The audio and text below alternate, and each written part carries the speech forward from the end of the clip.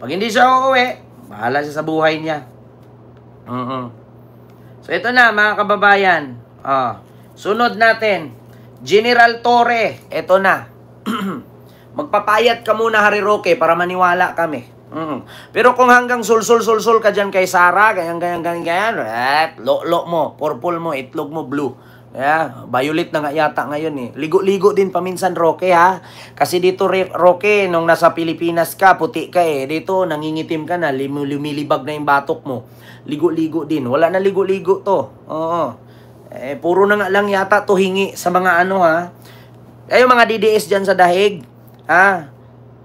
Iwas-iwasan nyo magbigay kay Roque. Ako, alam ko si Roque dito, puro na lang to asa sa mga dala ng mga bumibisita kay Digong sa dahig, libre kain. Kukwento-kwento, tapos ito para attorney, may bit-bit kami. Libre na siya, wala na siyang gastusin. So ito, mga kababayan, sunod. General Torre, mga kababayan. Sumagot na si General Torre kay Baste Duterte. Dito tayo ha, mga kababayan. Pakinggan natin yung sagot ni General Torre kay Baste. Torre answer Baste questioning his promotion as PNP chief. Ito, galing po ito sa ABS-CBN ha. Ready for a getaway? Plan your trip effortlessly with the Trip.com app. Book flights, hotels, and attraction tickets all in one place. One last, on other issues, naglabas po kasi ng statement si Mayor Baste Duterte saying na 3 ranggo ang tinalunan ninyo because it's not a merit-based promotion, and he even called you an attack dog. What do you want to tell Mayor Baste? Okay. I just respect his decision, and I respect his opinion, and rewind lang ng konti sa termino naman ng tatay niya kung sino unang chief PNP. Okay? So, ano ranggo ng unang chief PNP at ano ranggo ko bago ako naging chief PNP. So, it really goes back to him, really. Seriously speaking, it goes back to him. Okay? The first chief PNP of his father is a 1-star na naging automatic 4-star. Did he ask that? Di ba? Ano ka ngayon, Baste? Pahiya ka. Rewind din konti sa tatay mo. Ang ginawang PNP chief ng tatay mo, 1-star naging PNP chief.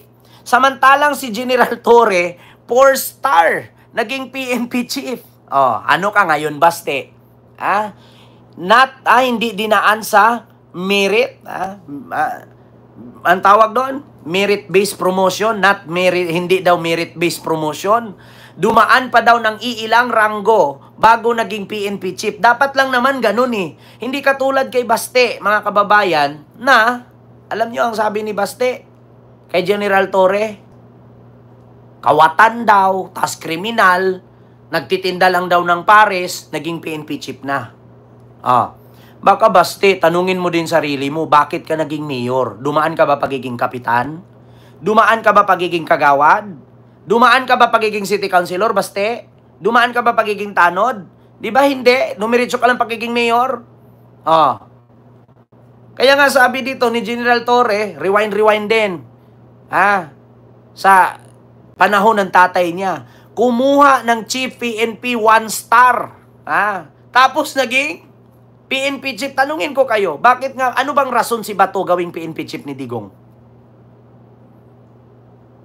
Di ba? Tanungin ko kayo, ano bang ginawa ni Bato? Bakit ginawa siyang PNP chief ni Digong? Hindi pahiya ka ngayon. Ito. Any question that? So, Salamat, General. thank you. Next to ask questions, Ms. Pia Gutierrez, ABS-CBN. Hi, General. General, hingi rin din po ako ng reaction dun sa sinabi ni Vice President Sara Duterte sa kanyang interview sa The Hague. She said that,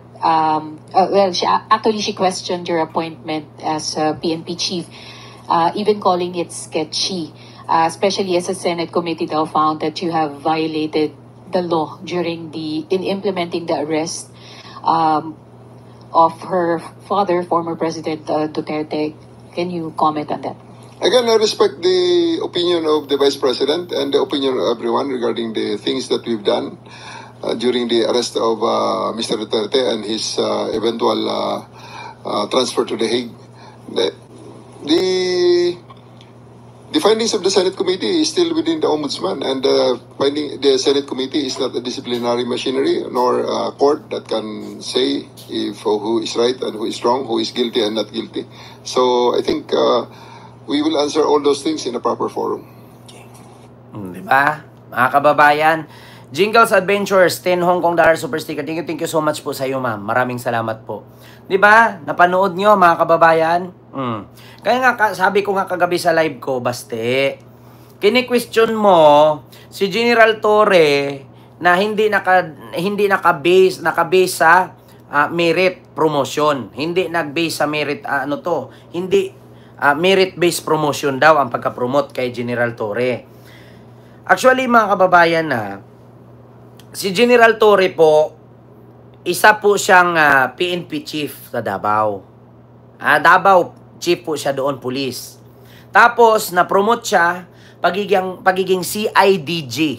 O CIDG sa crime, sa cybercrime. Tapos ngayon, naging PNP chief siya. So, gano'n naman po talaga dapat, mga kababayan. Bakit? Di ba, kapag tayo nagtrabaho sa isang, example ko na lang sa inyo, di ba pag nagtrabaho tayo sa isang fast food chain, restaurant o sa restaurant, di ba mag-uumpisa ka sa tagalinis, tagahugas ng plato, hanggang sa maging supervisor, hanggang sa maging area, hanggang sa maging manager? Di ba, mga kababayan? Una, pag pumasok ka sa isang trabaho, unang papasukan mo dyan, mag-umpisa ka talaga sa baba. Hanggang pag na-memorize mo na lahat yon, ipopromote ka na naman. Dati, tagawalis ka, ngayon tagalinis ka na ng tagahugas ka na ng plato. Pagkatapos mo tagahugas ng plato, taga-serve ka na. Di ba? Pagkatapos mo taga-serve, doon ka na sa mga stock. Di ba? Checker ka na. Pagkatapos mo pagiging checker, di ba? Magmamanager ka na. Pero bago ka makapag-manager, dapat dadaan ka pa muna sa POS o POS. Di ba? Yung counter muna. Kasi ako, mga kababayan, dumaan din ako sa ganyan. Nagtrabaho ako sa Mang Inasal, nagtrabaho ako sa 7-Eleven, nagtatrabaho ako sa Jollibee. Una kong pinasok sa Mang Inasal, alam niyo ba una kong trabaho? Tagaligpit. Tagaligpit, tagahugas ng plato. Pangalawa, anong ginawa ko? Stock, checker. Lahat ng order, ako na tagalista. Pangatlo, naging counter ako. POS. Minimorize ko lahat ng presyo, paano magamit ng machine. Pang-apat, pag nakapasa ka sa exam, magmamanager ka. Bonus na yon kapag may degree ka. Automatic yun, isa ka sa pagpipilian kapag may degree ka. Ganyan naman talaga, baste. Hindi katulad sa tatay mo na prinumot si Bato, 1-star general lang. At bukod sa pagiging Davao, chief o police. Yun na yun. Diba? Kaya ngayon, baste, napapahiya ka, no? Sabi ni General Torre, baste. Sabi kasi ni Baste, hindi yan din bogos-bogos yan, pili-pili yan. Ito yan, no? Mga kababayan, Baste Duterte. Wait lang ha, pakita ko sa inyo. Para makita ninyo, Baste Duterte to Torre. PNP. Ito yung sabi ni Baste. Other issues. Naglabas po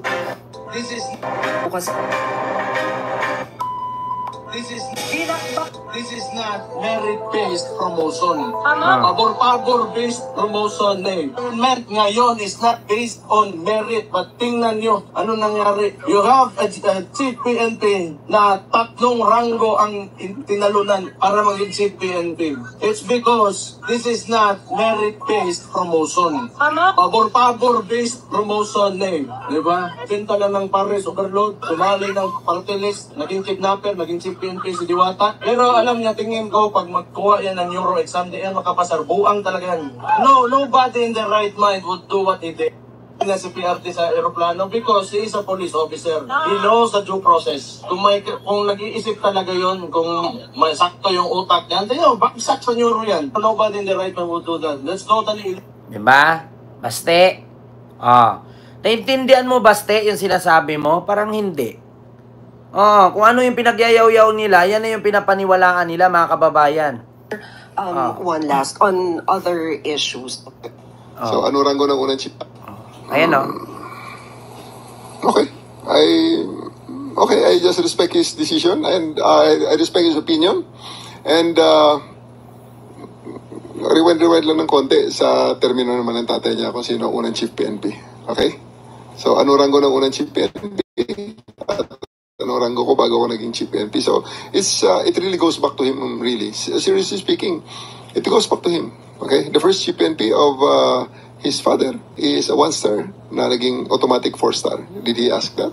Did he question that? Di ba? Oh, rewind din pag minsan-minsan. Baste. Yung ginawang chief PNP ng tatay mo na si Bato, 1-star lang yon. Nag-automatic 4-star. Ano ba ranggo nun? Banga nga. Gilan nyo nga ako. Pabida-bida na naman kayo. Akala nyo kagaling-galing ninyo. Oo, puro kasi sat-sat ito si Basti. Kaya nga walang asawa to. Bakla yata yan eh. Yeah. Ito na mga kababayan. Impeachment ni Sara Duterte, madidismiss daw. Totoo ba? Impeachment ni Sara, madidismiss daw. Ito na.